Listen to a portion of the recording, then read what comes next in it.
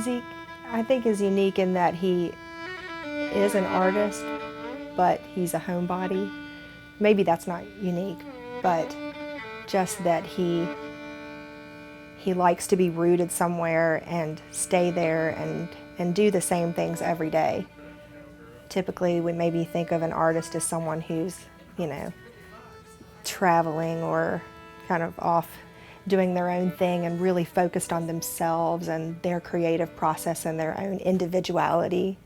Whereas it seems to me that his art has so much more to do with a way in which he can connect with his family and connect with people. My kids love the shop. If I say I'm going out to the shop, Marin, who's just barely talking, stop, stop, stop, stop, stop. And I pretty much at that point have to take her out to the shop, which is great. She does tend to pick up large handfuls of fine sawdust and give herself a shower with them. But they love it out there, and that's one of the reasons that I love doing what I do, and one of the reasons also why I'm so blessed with what I do is that I work in my backyard.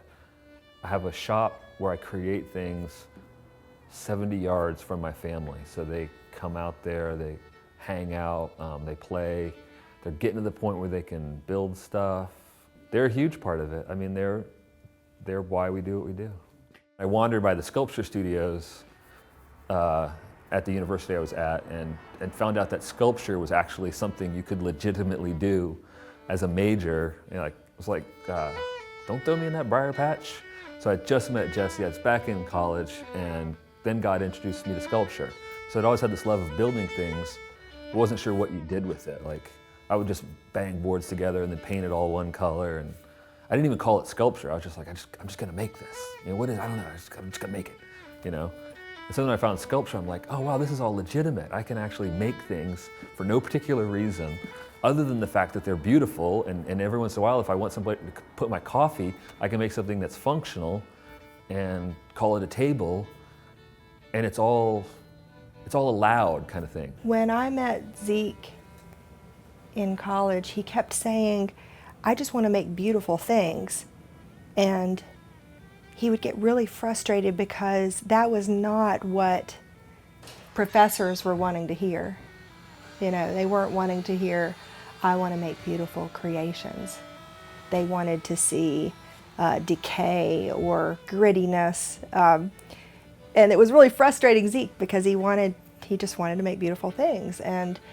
But he couldn't quite at that point understand what that was in him.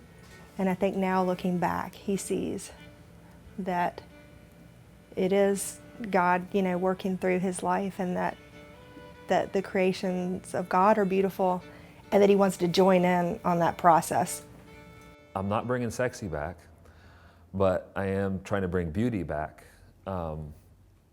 Not personally in and of myself, that ship has sailed. But in my work, I think that beauty is one of the things in the world that's really, really broken. Art is the particular arena that I know of. Some people don't believe that the purpose of art is beauty anymore.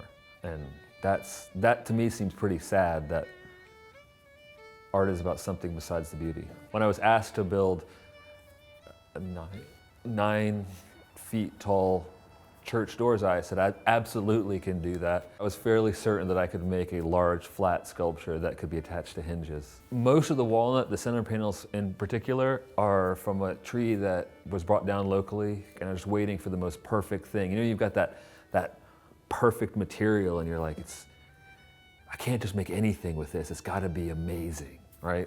So then I get asked to make church doors, and I'm like, wow, I've got this amazing material. I go to an amazing church, and they want amazing doors. You know, I have to get hit by a hammer for that to be any clearer. So there are bullets in the doors, because apparently something that is done around here a lot is the shooting of walnut trees.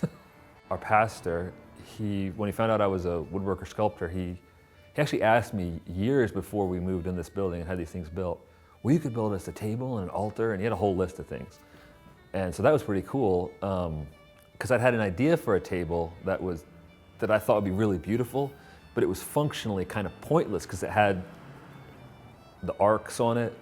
So if you were sitting up to it, it'd be kind of tight, and the two people on the edge would also have the arc coming down. But he said, this is going to be a Eucharist table, it's only for Eucharist. So it was the perfect opportunity to use this design. We didn't want a table that could be pulled off the stage and set in the back and crock pots put on it. Like, we wanted a special table. So I got to design that, and that was really awesome.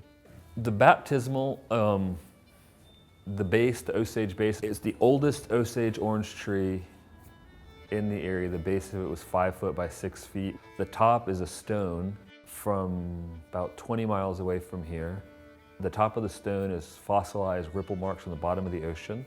Very exciting to carve that baptismal. We've been learning more recently in church that the Old Testament is the New Testament, kind of the way it ties in together and all.